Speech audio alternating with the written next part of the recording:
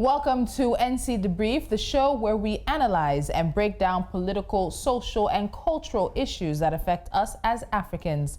I'm Tolulokwe Adelari Balogun, and today we're looking at the intersection between tradition and gender-based violence in Africa. My first guest is Bertha Tobias. Bertha is a speaker and youth leader in Namibia. She has experience in strategic socio-political relations and youth development. And also joining me from South Africa is Bongiwe Msomi. She works with the Department of Justice and Corrections in Benoni Magistrate Court. She's been working in the department for 13 years, particularly dealing with domestic violence cases.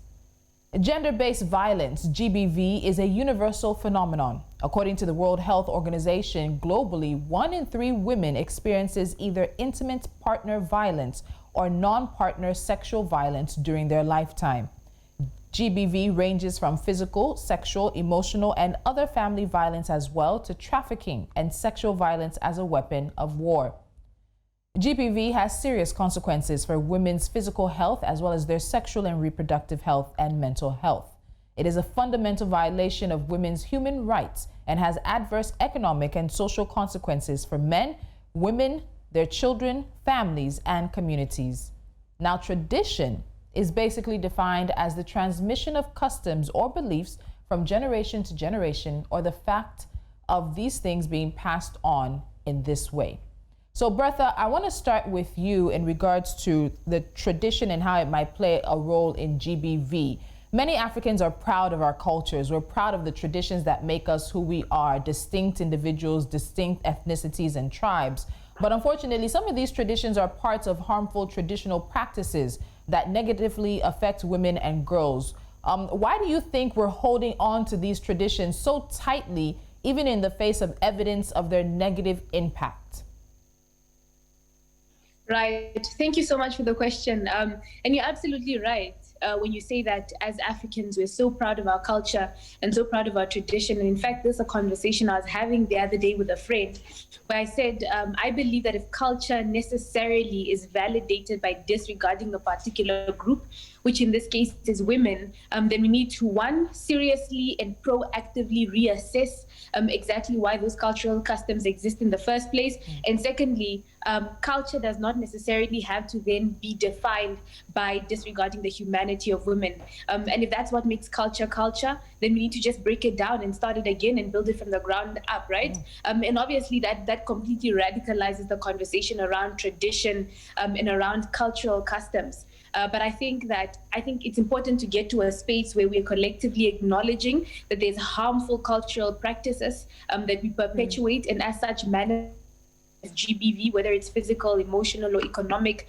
gender-based violence, and then go about collectively sort of dealing with those and eradicating those. And then that's why it becomes important then to recognize that assessing the ways in which we fall short culturally does not necessarily mean that we are disrespecting work that has been put in socio-culturally by our ancestors. It doesn't mean that we're undermining their efforts at establishing customs and practices that carry us forward as communities. What it does say is that we're evolving meaningfully, and that should really be the point of any community and any society, right? Is to self-actualize in a way that upholds all individuals of that community. And for as long as that's not a characteristic of African cultures and African indigenous customs, which is the case now, then we have a lot of work to do, and we need to deconstruct that. And that's not disrespectful, but that's social evolution, and that's how things should be. I love what you said, that if culture means disregarding the humanity of women, then we need to break it down. And I think that's really powerful. Bongiwe, let me come to you. So Bertha has said a lot of interesting things, particularly in how we may have to realign ourselves with what is our culture, what are our traditions. And many people actually think culture and tradition don't evolve, but they did evolve to where they are now. And one of the many things that Africans traditionally have not done very well is to talk about issues that surround gender-based violence. But in recent times, we have been more open. We have been having these honest conversations around GBV. But sadly, we still see hashtags across the continent when women or girls are victims of GBV. So what happens after the trending? You work in the courts. With all the conversations we've been having, all the hashtags, have you noticed a change or a shift in conversations and even action around GBV? Hi, Tuli. Thank you for the question. Here in South Africa, we, because of the many women that have been publicly murdered, the president has decided to take a stand, and we see that trickling down into our courts, where police who are not taking domestic violence issues seriously are facing serious penalties. Prosecutors who are not taking gender-based violence matters seriously are faced with serious consequences. Even a person who's arrested for assaulting a woman in South Africa now has to prove that they have special circumstances that allow them to be released on bail. So that's how seriously it has become for us here in South Africa. The attitude has changed drastically, because now in cases where we saw people saying, no, you know what, let's mitigate the matter, where the prosecutor will sit down with the victim and the perpetrator, and they would talk about the matter and they would forgive each other. We see that has been done away with completely in our courts. Matters are no longer mediated between the parties. It goes strictly to trial, and a person faces serious consequences. Sometimes, even if they're a first-time offender, they are facing imprisonment in South Africa. That's how bad it has become, because our girls are being murdered. We see, and it's very public here in South Africa as well, because you'd see a child's body being discarded in a public place after being raped and murdered. So the president has come down hard here in South Africa. Cyril Ramaphosa, he is clamping down on this domestic violence issue. Stats are being submitted every day. A person who's been even charged with contravening a protection order, because that's where it starts. If a woman does not want to open a criminal case in South Africa, they have the option of having a protection order. Basically, a protection order is an application that somebody can make that basically they go to court and they ask the magistrate to just give them an order that will protect them, that making sure that when the police come to their house, because there's already a warrant of arrest, they don't have to go through all that legal red tape. The perpetrator can just be arrested. Okay. So just contravening that protection order is very, very serious. We see now that people are not even getting bail, where it was seen as a minor offense violating a protection order. Now it's no longer the case. And it's good to see, because I do remember that in May, the South African president, Cyril Ramaphosa, as you said, said the scourge of gender-based violence continues to stalk our country as the men of our country declared war on our women. So it's good to see that it's finally happening. It's finally translating to concrete action in regard to GBV. It's just sad that it's taken so long. So there's this video I want us to watch, and the video sheds light on the Trokosi system, where girls are sent into ritual servitude at a shrine as a sacrifice to atone for the sins of their family members. Let's watch this. I'm a money woman. The person who sold me is dead. And also my husband too is dead. So now I'm living for a house. As a old money woman, if I live there, so come on, go meet my people, will not be well to me. But I can't reach 7 years. Now they go hold me. 2 women and 1 man, they can't hold me for grant. Now so the man takes leave with me for power. So they cry, they think at the cheap pen. He say, for money woman, if you then carry you where they give for marriage, you go must burn. So that the money where they don't pay for your head go come out. My uncle be say, my father will not pay money for my mother head. So my father can't die. He can't say, he won't give me house so that I may use the money as for my mother head. Now they be carry me and give them out.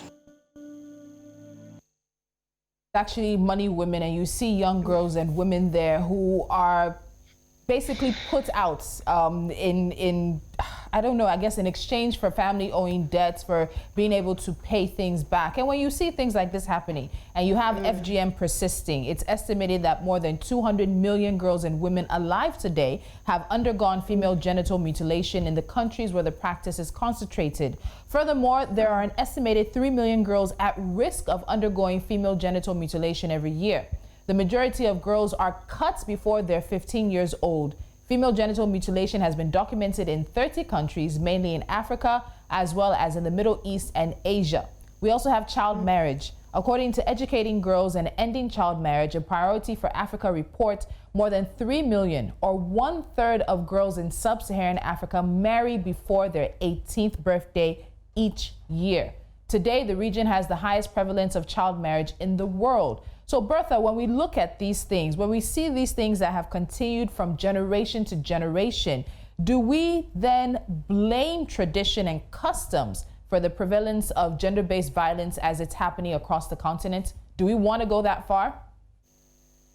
Definitely. I think we do blame customs and we do blame tradition. But it's important to state then we don't just blame African cultural tradition, but also global tradition, right? There's lots of global kind of culturalization and socialization that just teaches us to disrespect the autonomy and the agency of the lives of women, right? And I think we are definitely going to blame tradition, especially with watching this video, with this video in mind. I think that speaks to the culture that is so distinctly present, particularly in African communities where, you know, women are basically used as sacrifices to atone for, as you mentioned, you know, the sins or the shortcomings of family members. But that speaks to a bigger culture where women are almost always used as the sacrificial lambs, where entire communities make use of the backs or the spines of women as a bridge to get from one point to another, without really acknowledging exactly the agency of a woman in and of herself, right? And I think that plays into bigger problematic tendencies that we have, which is the idea, for example, of the strong Black woman, right? That's a perception that originates from African culture. Is this, you know, for example, this honor that we give to motherhood, and by extension, our perception of women as not only reproductive units, but also our perception of women as only being respectable and noble insofar as we have some kind of relational context to them or relational affiliation. That's why you see, for example, so many allies advocating for the rights of women by saying, well, I have a mother or I have a sister. And while that's true and valid, you know, it's also important to recognize that women in and of themselves are allowed to have that agency and that autonomy without, you know, whether or not they're your mother, whether or not they're your sister. And all of that ties into the fact that as a culture, as a community, we have just normalized kind of valuing women insofar as they're useful and functional to a particular community. And yes, I blame culture for that. Okay, we're going to take a quick time out. We have to talk about solutions and we also have to talk about gender roles. But if you're joining us, don't forget that you can be part of the conversation. Use the hashtag #NCDebrief. We will be back right after this.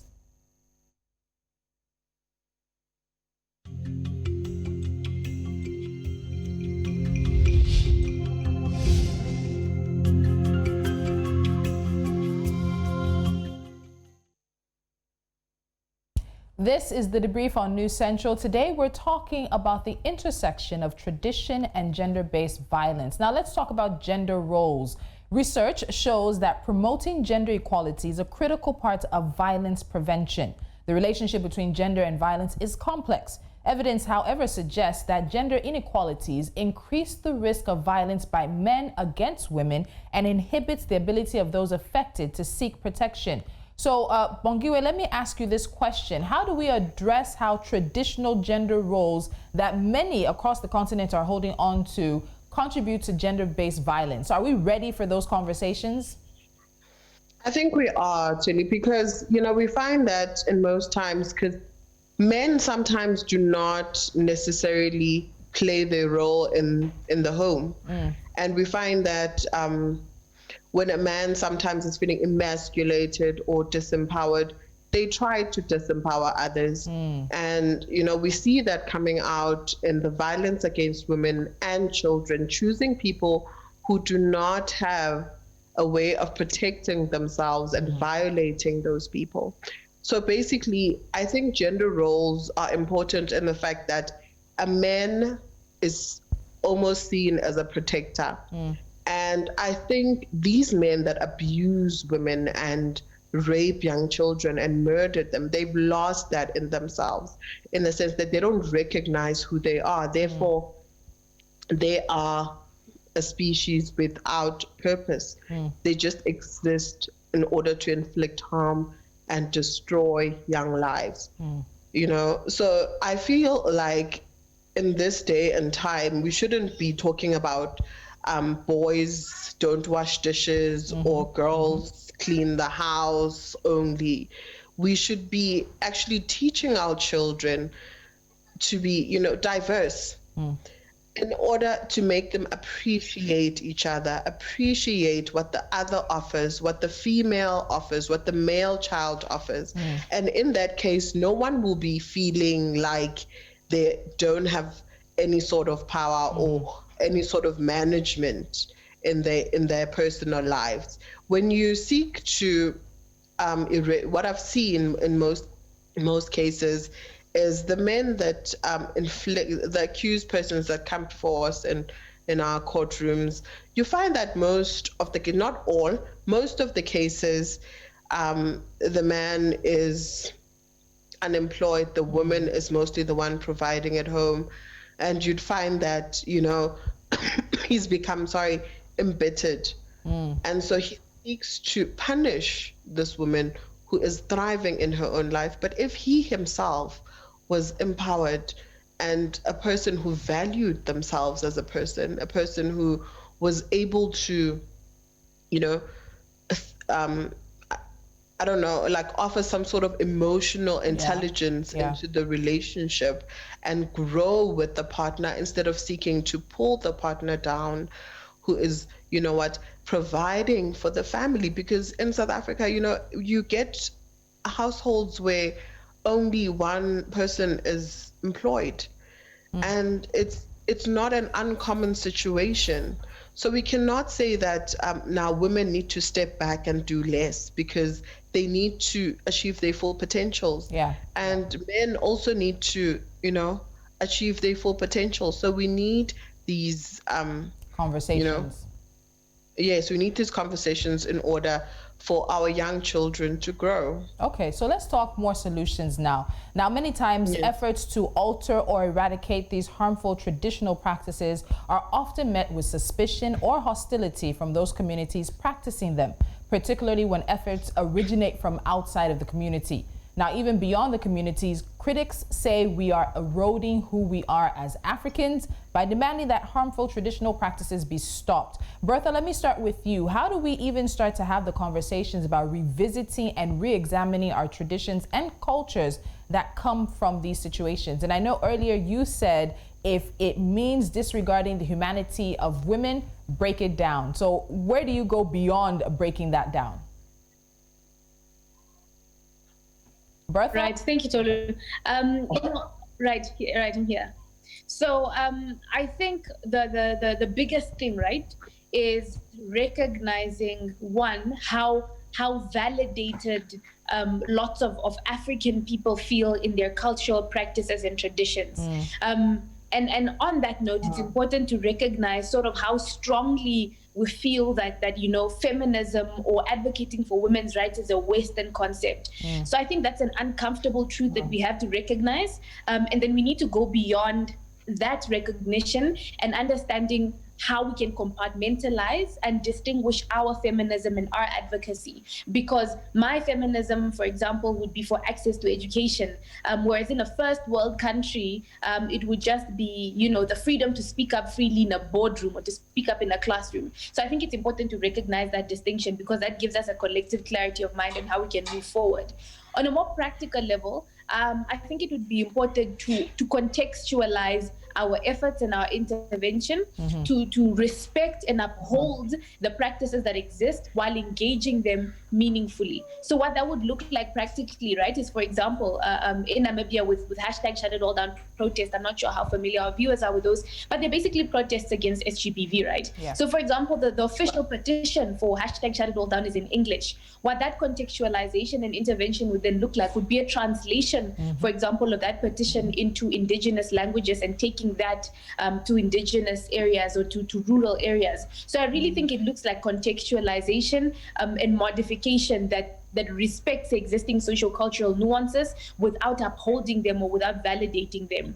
And I think what we're doing now, Tolu, that in itself is a reassessment of culture, right? That in itself is what you're asking, which is how do we go about it? I think having a conversation in which we allow ourselves to even explore the possibility of changing something that we respect as much as we respect culture is in itself a significant starting point. And the way forward then is just taking it to areas where, you know, the intersection or the merging between sort of indigenous African practices and Western practices is not as easily accessible as it would be for me, for example, because I learn about, you know, Sheryl Sandberg's feminism in my textbooks or in my school community. So I really think it looks like these conversations, and then it looks like an adaptation that acknowledges cultural practices without, and in so doing, not imposing what might be argued to be foreign concepts upon indigenous communities in Africa.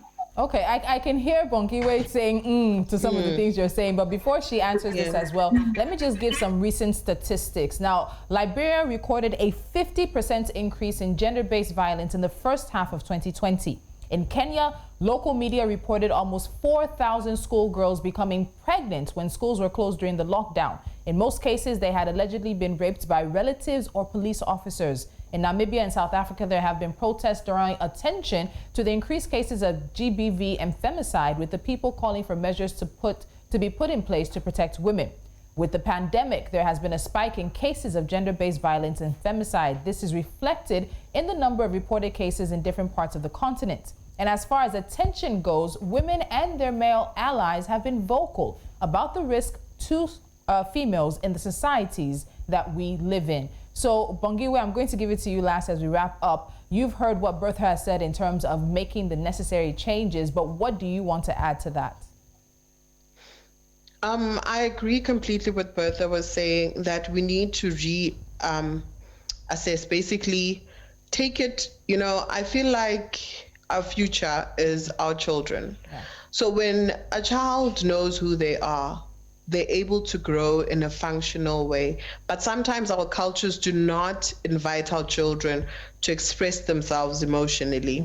And therefore, sometimes, even though your child can be highly educated, you find that they're struggling emotionally. They cannot handle certain situations. For instance, in my family growing up, if the adults were talking, you had to get out of the room. Yeah. You're not allowed to say a word. And some of the conversations they were having, they were protecting us because they are protecting our innocence. However, some of the things that adults were discussing were pertinent to our growth, and therefore we needed to be invited into those conversations so that we, as we grow older and have children of our own, we can answer questions that we've been like things that we've been practicing in our culture, like why are we supposed to now slaughter a cow when you're buying a new house, or whatever the situation is. I'm not in a position to answer that, because when that conversation was being had, I was taken out of the room. And as a female, I was always regarded less than, because I have older male brothers. Okay. So that needs to change in our homes. I feel like our homes is where mostly things need to start changing, All right, thank you. I'm so sorry. I apologize for having to interrupt you, but we've run out of time. This is obviously a conversation that many of us are having in different places with friends and families, but we need to bring them to the fore so we have the conversations society as a society and as nations. Thank you, Bongiwe Misomi and Bertha Tobias, for joining me on today's Debrief. The conversation, of course, doesn't end here. Please keep the conversation going on our social media handles at New Central TV and use the hashtag #NCDebrief. Let us know your thoughts on tradition and gender-based violence across the continent. Until next time, I'm Tolulokwe Adeleru Balogun.